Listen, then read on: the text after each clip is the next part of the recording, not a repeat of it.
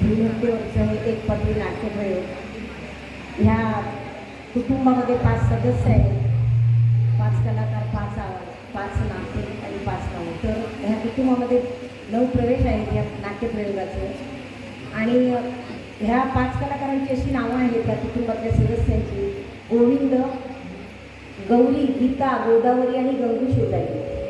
आता ह्यांच्याशी असं नातं आहे बघा की गौरी आणि गोविंद हे नवरा बायको आहेत.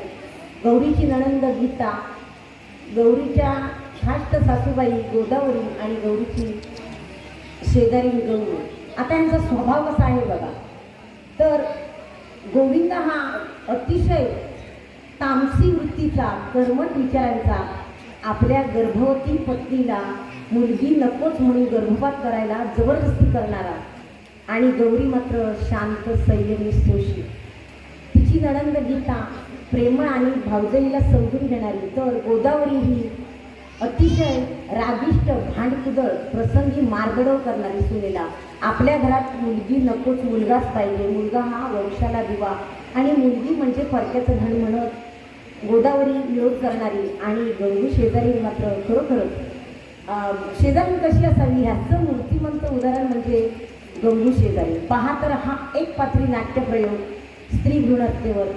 आई, आई मला जन्म दे, हे जग पाहू दे.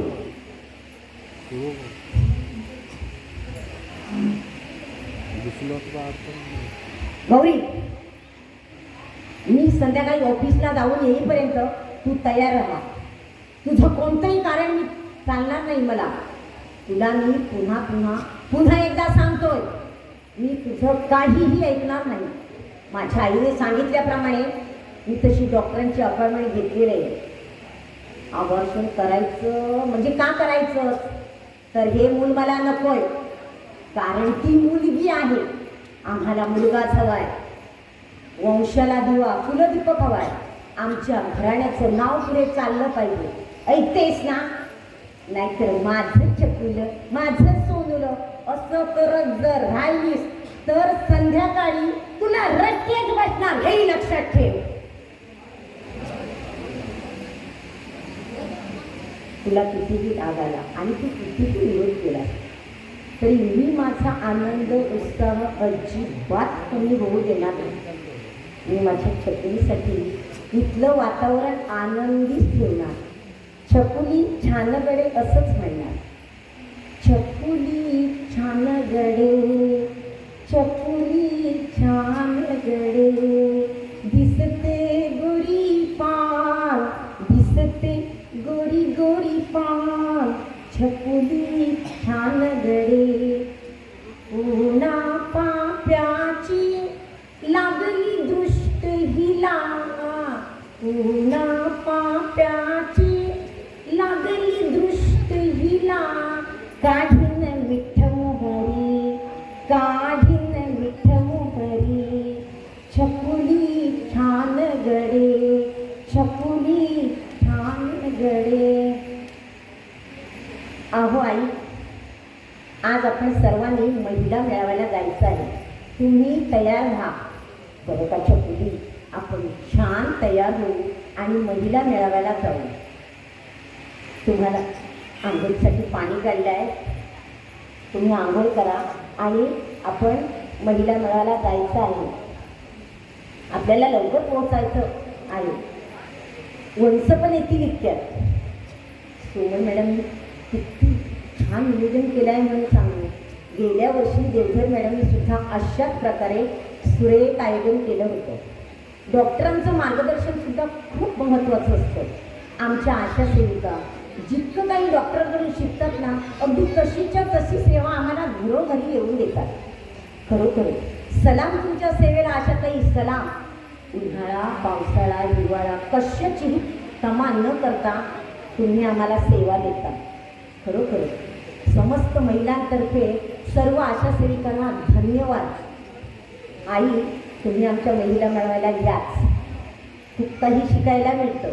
उपस्थित मान्यवर, डॉक्टर मंडळी अगदी वेगवेगळे विषय घेऊन मार्गदर्शन करतात.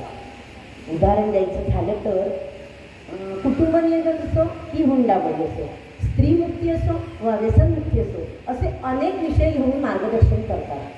आमचे डॉक्टर राठोड सर आणि त्यांच्या सहकार्याने तर आमच्या सर्व आशा सेविकांना असं काही तयार केलं आहे ना की मी जेव्हा मिठगाव PSCला आशा सेविकेचं काम करायचे ना तेव्हा मला असं वाटायचं जणू काय मी डॉक्टरच झाली, इतकं समजून शिकवतात.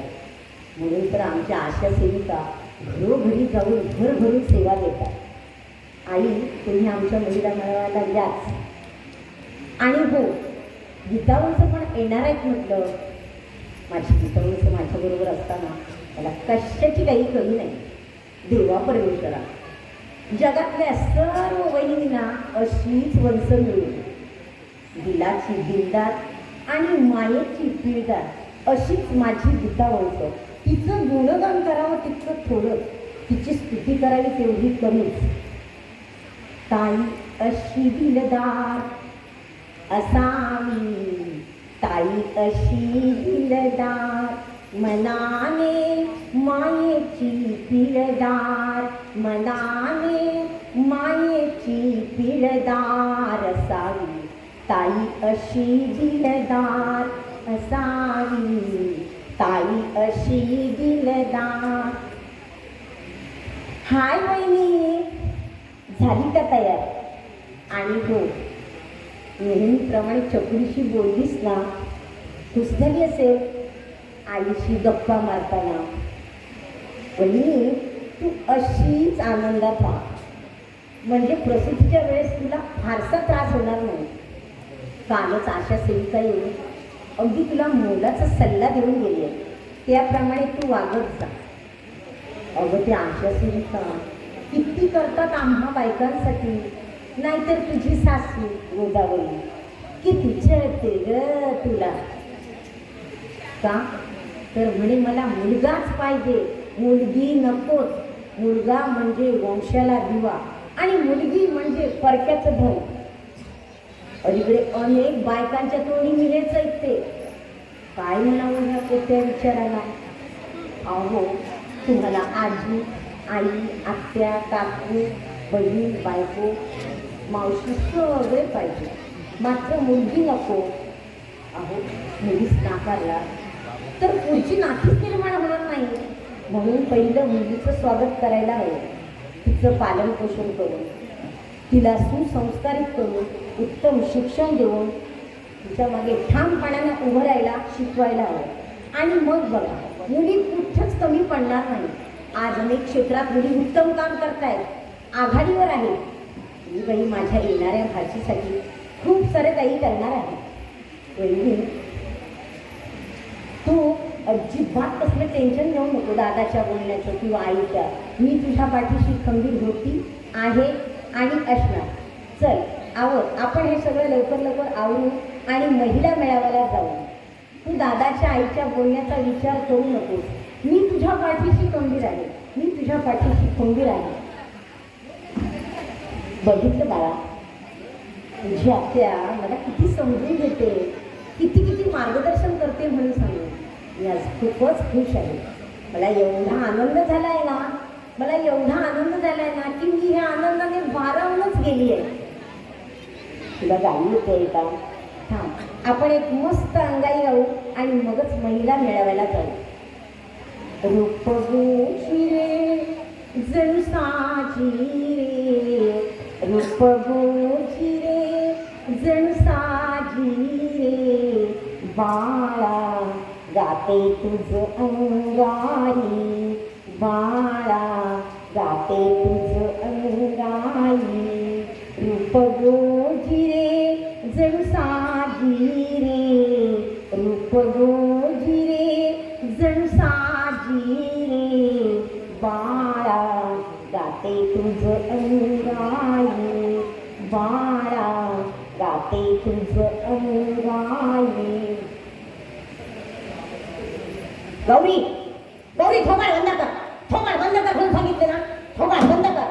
तुला सकाळी मी ऑफिसला जाताना काय बजावून गेलो होतो तरी सुद्धा तुझं तेच चाललंय. तू आलं नाही का? तुला कान फुटले का तुझे? मला ही मुलगी मुळीच नको आहे. आम्हाला मुलगाच हवाय, वंशाला दिवा, कुलदीपक हवाय आम्हाला. आमच्या घराण्याचं नाव पुढे चाललं पाहिजे. म्हणाले होतं ना, शाजीरे गजिर करत अंगाई गीत गाऊ नकोस बोललो होता, तरी सुद्धा तुझं तेच चाललंय. तू तशी ऐकणार नाही, तुला रथा भुक्याने हाणलं पाहिजे. पण तो त्यापेक्षा मी आज तुझा खेळच खल्लास करून टाकतो. अरे गोविंद, मार, अजून मार, अजून मार, अजून मार, मी सुद्धा लाथा घालते. पाहिजे ऐकत नाही ना, चांगली अद्दल घडली पाहिजे तिला, आंधळ्या पायाची आहे ती. मी जर आपल्या घराण्याला वारस देणार नसेल, आपल्या वंशाला दिवा देणार नसेल, तर हिला जिवंत तरी कशाला ठेवायची. हिचा तू आणि मी दोघांनी मिळून ना खेळ संपवून टाकूया. आणि तुझ्या पाया पडते हो, मला मारा, छडा, बोला, काहीही करा, पण माझ्या छकुलीला मात्र काही सुद्धा होता कामा नये. मला तिला जन्म देणे, हे जग पाहू दे, तरी आधीच पुढू नका. आई, मुलाची असे ना का, तुम्ही सुद्धा आईच आहात ना, मग माझा आई पण काय राहून घेताय. ऐका, ऐका माझं, ऐका, ऐका, समजावा तुमच्या मुलाला, समजावा.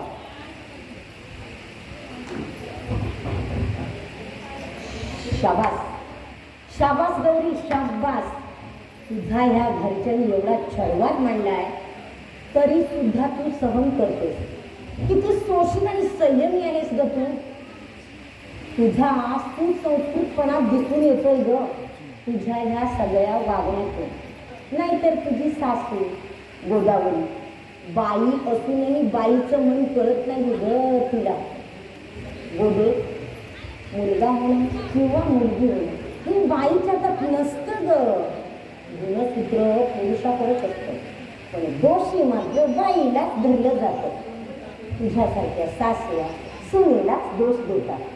मुली जन्माला घालतात म्हणून गुणवतात, वंशाला दिवा हवा म्हणून मत्सर करतात, औदसा म्हणून हेटाणी करतात. बोलो, तू पण अगोदर कोणाची तरी सून होतीसच ना. बाई म्हटलं की तिला सगळ्या चाकोरीतून जावं लागतं. हे कसं विसरलीस. तुझ्या अशिक्षित सासूने तुझी सगळी बाळंतपणा केलीच नाही, आणि तू शिकली सवरलेली असूनही सुनेचा असा छळवाद मांडलाय. किती लांछनास्पद आहे हे. अगं, शिक्षणानं माणसं सुसंस्कृत बनतात, विचारी बनतात, एकमेकांशी सुसंवाद साधतात, आणि तू मुलगा की मुलगी ह्यात अडकून पडली आहेस. मुलगी होणार म्हणून गुन्हा करायला निघालीस, माणुसकीला आणि मानवतेला कलंक लावायला निघालीस. जन्माला येणाऱ्या जीवाला फासावर, गर्भातच फासावर लटकवून मृत्यूदाता म्हणतेस. गोदे, अजून तरी शहाणी हो.